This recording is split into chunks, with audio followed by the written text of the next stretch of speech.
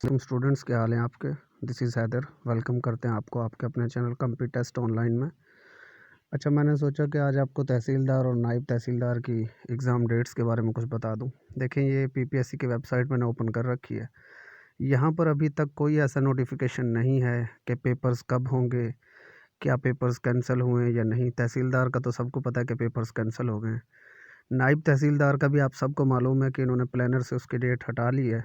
तो ये तो कंफर्म है कि नायब तहसीलदार के पेपर्स भी अब 9 तारीख को नहीं हो रहे।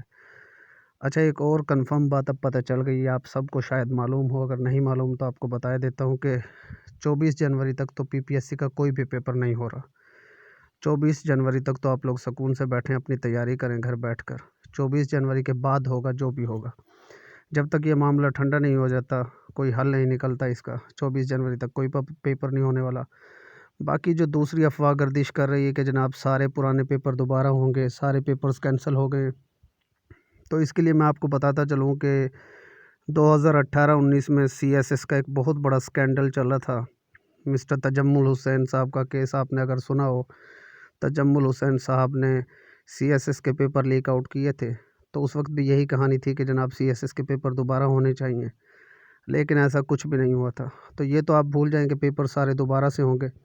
दोबारा से नहीं होने वाले पेपर्स, हाँ, जो पेपर्स हो चुके हैं, अगर उनमें कुछ लोग जिन्होंने पेपर्स परचेज़ किए वो पकड़े गए तो उनको जनाब जॉब से फ़ारिग कर दिया जाएगा।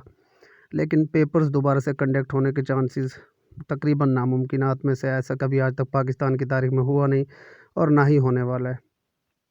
बाकी अब ये 24 जनवरी तक पेपर कैंसिल क्यों हुए हैं, इसकी असल वजह क्या है? इसकी असल वजह मेरे भाई ये है कि सारे लोग पीपीएससी चेयरमैन और सेक्रेटरी चेयरमैन के अगेंस्ट हैं। सारे स्टूडेंट्स उनको कह रहे हैं कि इनकी वजह से सब कुछ हो रहा है। तो ये आपको शायद पता ना हो कि पीपीएससी चेयरमैन ने 24 या 26 जनवरी को रिटायर होना है। तो इसीलिए पीपीएससी ने ये फ़ैसला किया है कि 24 जनवरी तक अब वो कोई भी पेपर नहीं लेंगे और हम उम्मीद करते हैं कि इंशाल्लाह इस चेयरमैन के जाने के बाद ही अगले एग्ज़ाम्स कंडक्ट किए जाएंगे। तो बाकी 9 तारीख को स्टूडेंट्स ने एहतजाज करना है लाहौर में जाकर। आप लोग उसमें शरीक हों और कोशिश करें कि सारे दोस्तों को साथ लेकर जाएं। अगर आपने अब अपनी हक़ के लिए आवाज़ ना उठाई तो फिर नाउ और नेवर वाली बात है, जिस तरह चौधरी रहमत अली ने कहा था। तो इत्मीनान से बैठे, 24 जनवरी तक कोई पेपर नहीं हो रहे और अगर कोई पेपर्स होंगे तो 24 जनवरी को फ़ैसला लिया जाएगा।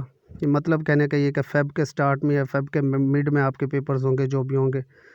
और दूसरी बात, अब आखिरी बात यह है कि तहसीलदार का अब सिलेबस क्या होगा। तो इसके हवाले से भी कुछ शकूक व शुबहात हैं लोगों के कि क्या अब ऑब्जेक्टिव का पेपर होगा या अब सब्जेक्टिव का पेपर होगा। तो देखें मेरे भाई, अभी तक ऐसा कोई फ़ैसला नहीं आया कि अब ये पेपर सब्जेक्टिव का होगा। अभी तक वही है कि पेपर ऑब्जेक्टिव के ही होंगे और 2 होंगे। देखें, पेपर सब्जेक्टिव हों चाहे ऑब्जेक्टिव हों, अगर 2 नंबरी करनी हुई तो वो सब्जेक्टिव में भी कर सकते हैं। पेपर ईमानदारी से लेने हुए तो वो ऑब्जेक्टिव में भी ले सकते हैं। तो अभी तक चांसेस यही हैं कि सिलेबस वही रहेगा, लेकिन अगर कोई न्यू अपडेट हमारे सामने आती है तो आपके साथ ज़रूर शेयर करेंगे।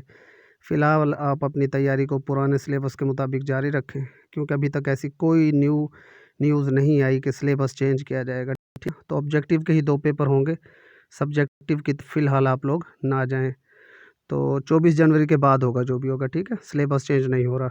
तो अपनी तैयारी को जारी रखें, ख़याल रखिए अपना। अल्लाह हाफ़िज़।